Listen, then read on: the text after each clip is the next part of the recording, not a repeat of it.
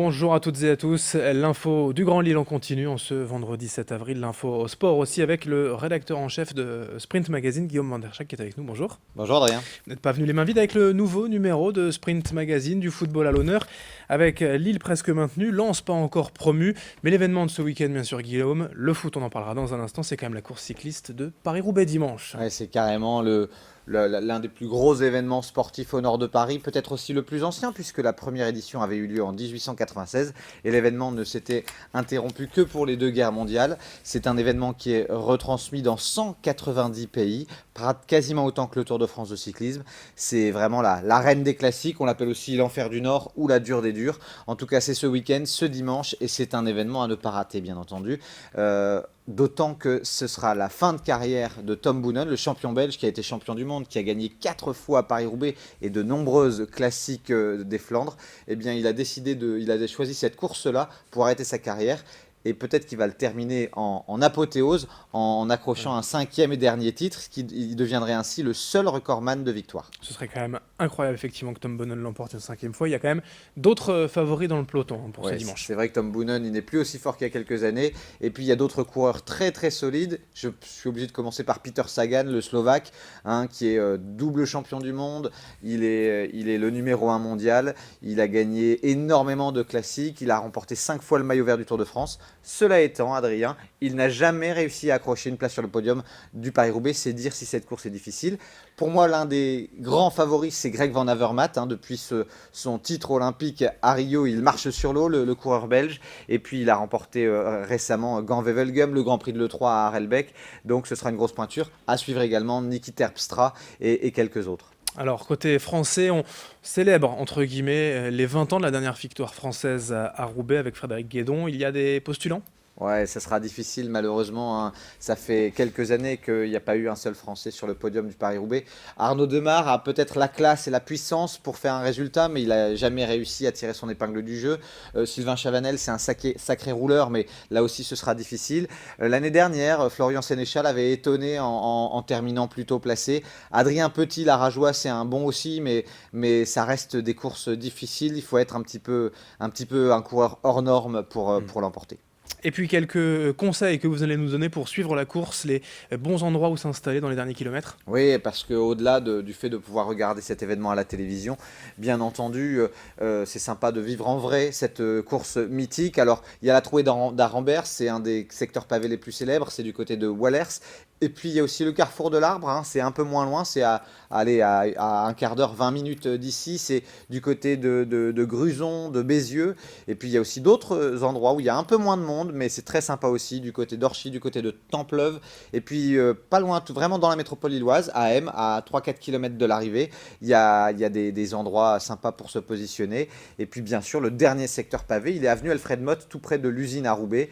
C'est un des endroits où on peut regarder les coureurs arriver. Et puis enfin, autour du Vélodrome, faut-il le rappeler, c'est gratuit. Il y a en tribune, c'est sur invitation, mais autour du Vélodrome, autour de la coursive, comme on dit, eh bien, c'est gratuit et c'est toujours un moment exceptionnel de voir ces coureurs marqués par l'effort entrer dans le Vélodrome. Il y a une clameur exceptionnelle avec beaucoup de supporters belges. Donc je vous le conseille, si vous n'avez jamais vécu ça, c'est à faire au moins une fois. Arrivée prévue vers 17h, aux environs de 17h Oui, en à peu tout cas près. à Roubaix.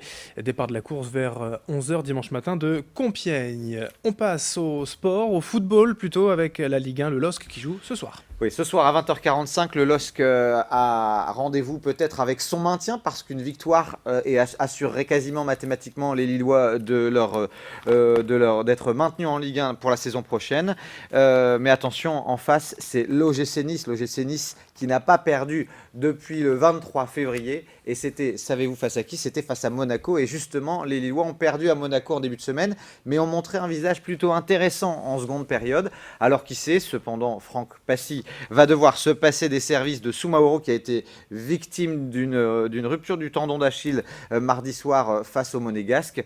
Ça va être un match difficile, mais un match vraiment intéressant. Pour moi, c'est le vrai test de fin de saison pour l'instant pour les Lillois. En Ligue 2, quel programme pour Valenciennes et Lens? Valenciennes aura fort à faire, Adrien, en accueillant 3 4e de Ligue 2. Ça, c'est ce soir à 20h. Ils sont en pleine crise, les Valenciennois. 3 défaites consécutives. Donc, il faut vraiment se ressaisir du côté des Valenciennois pour prendre une bonne bouffée d'oxygène. Et puis, il y aura un autre match intéressant. Lens, c'est lundi soir. Absolument, avec le Racing Club de Lens qui était très très bien, qui était sur 4 victoires d'affilée et qui a chuté face à Brest. Donc c'est une belle occasion de se refaire face à Ajaccio lundi soir pour garder toutes ses chances de monter en Ligue 2, en Ligue 1, pardon. Pas mal de matchs de basket d'abord en Pro A.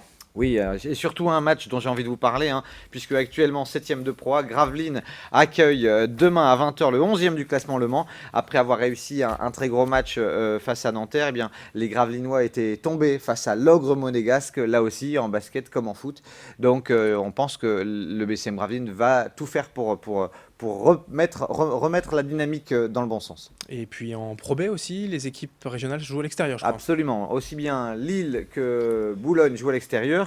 Et puis Denain affronte Saint-Quentin à Saint-Quentin. Ce sera un petit peu le derby des Hauts-de-France en Pro B.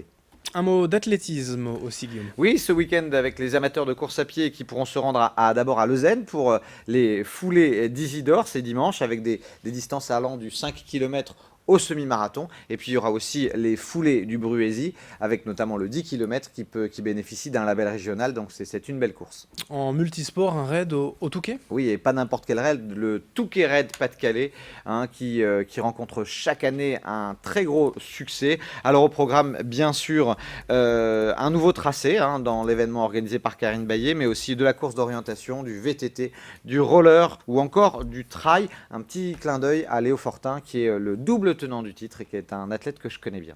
Et on termine avec quelques infos en bref. Alors en bref, Adrien, ça ne se passe pas dans la région, mais on va avoir une pensée pour les Villeneuvoises de l'ESBVA, les guerrières, qui jouent leur match retour des playoffs des quarts de finale à Mondeville en Normandie. Une victoire et elles seront dans le dernier carré, avec toujours en point de mire le titre dans le championnat de France. Allez, on leur souhaite évidemment pour ce beau programme. Un dernier mot, oui ? Oui, juste pour vous dire que c'est ce week-end que se terminent les rencontres internationales de cerf-volant à Berck-sur-Mer et ça devrait être un beau spectacle. On annonce un peu plus de vent que le week-end dernier. Mais toujours autant de soleil, bien sûr, dans la région. Merci Guillaume pour toutes ces infos et bon week-end. On débriefe tout ça lundi matin. Bon week-end à tous.